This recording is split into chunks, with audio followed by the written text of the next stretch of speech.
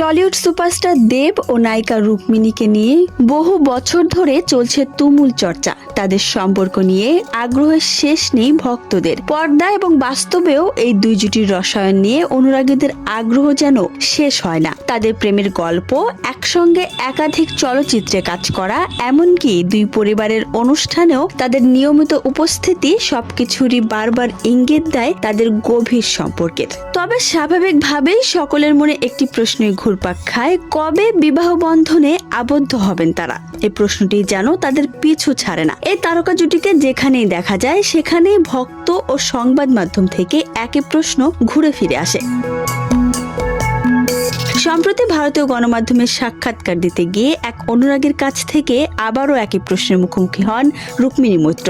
বিয়ে সংক্রান্ত প্রশ্ন শুনে নায়িকা বেশ মজার ছলেই জবাব দেন। তিনি বলেন, যেদিন আমাদের সবাই এই প্রশ্ন করা বন্ধ করে দেবে সেদিন আমরা হঠাৎ করেই সকলকে চমকে দেব।